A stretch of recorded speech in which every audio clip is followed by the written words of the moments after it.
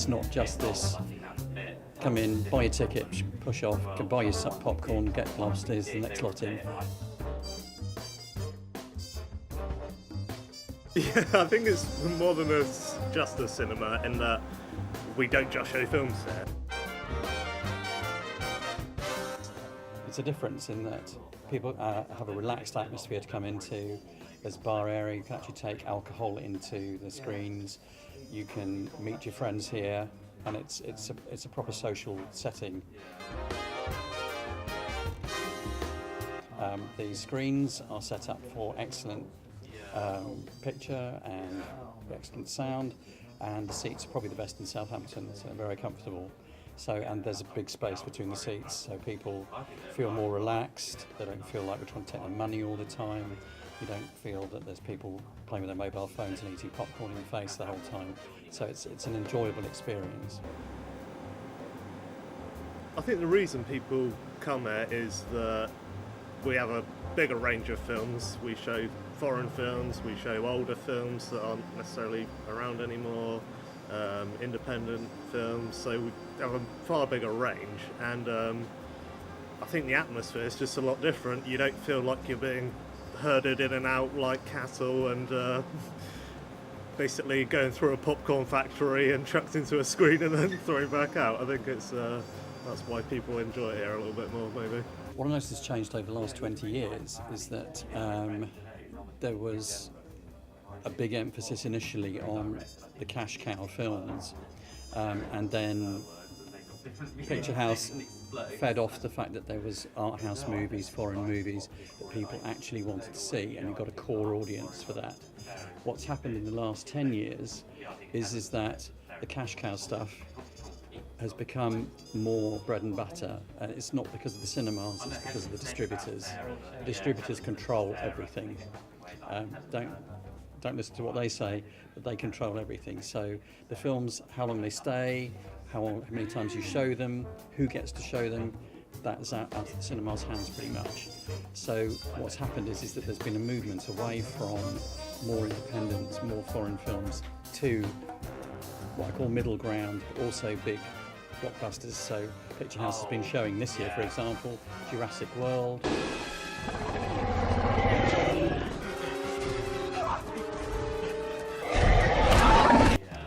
Mad Max.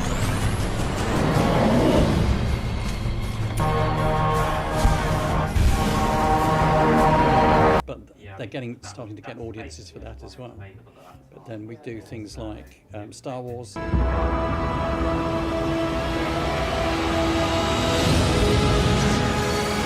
There are stories about what happened. It's true. All of it. So we've said we're about to sell out to the midnight showing of that.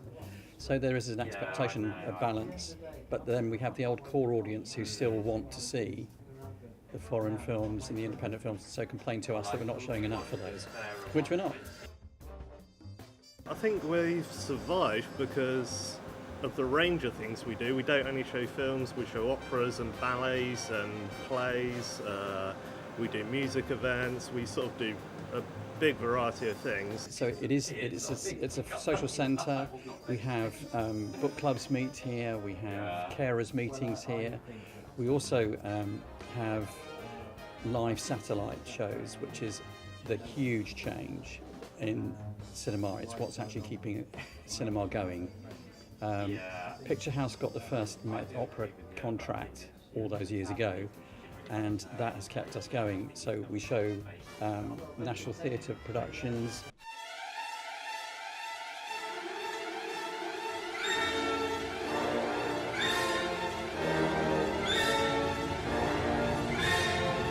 It's got a name in it, so the Cumberbatch, Hamlet, 4 sellouts. The paragon of animals, and yet to me, what is this quintessence of dust? So that is a change, but it's what keeps us going. So we have very different audiences now, a wider range of audience, but they come here and it's like a theatre experience for them rather than just cinema. So they come in like an hour and a half before a film, which is unheard of before, sit down, have a drink with their friends, drink a lot of wine, and have something to eat, and then go in, and then there's an interval as well, so that's different for us as well, so we're dealing with an interval as well. So that's how it's changed, in that you have this more sociable feel to it. Yeah, my role's definitely changed, obviously with digital taken over and hardly any film at all anymore. It's a very, very different job. I first started projecting about 15 years ago, I think, in a really ghetto little cinema that was held together with spit and duct tape, and was a complete death trap. And now obviously it's a lot of pressing buttons and typing on keyboards, so it's not quite as exciting anymore, but it's sort of a completely different set of challenges to keep everything running. There's less chance of things breaking down. It's easier to send films out to cinemas. You don't have one reel that you've got to lug around to different cinemas and can only be shown at one place at one time. But then again, there's some filmmakers now who are filming things on film still and want them to be shown on film, like The Hateful Eight coming up.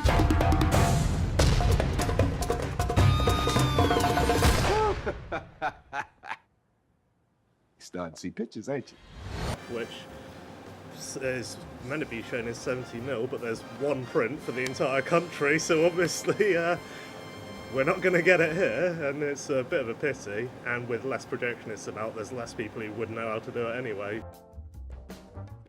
We have a lot of people who have been coming here for 15, 20 years, come with bring their parents, and because they were brought by their parents, so they bring them now to silver screen. We have a big thing like we may have seen today. We do silver screen for elderly people over 60, twice a week. That's massive. That's a massive core. That's our core clientele, really. So they expect you to be friendly. They expect you to know a little bit about them. They like to see familiar faces. They like to complain to you about all sorts of things, but as a friend.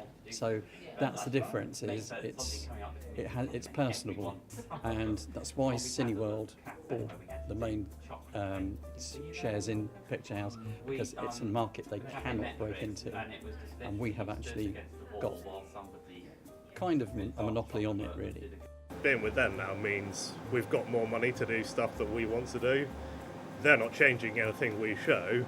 They're leaving us as our own separate entity, so all the people who were terrified when it happened and were like, oh, you've sold out, they're going to turn into a multiplex, that hasn't happened at all. They've basically just given us more money to do what we want to do in the same way we were doing it before, just better. So that's actually turned out quite nicely for us. But in terms of our actual attitude to customers and how we treat them, I would say I only go into Odeon if I can really, if I have to. So I go and see an IMAX Avengers film or whatever. They won't know who you are. They don't care who you are.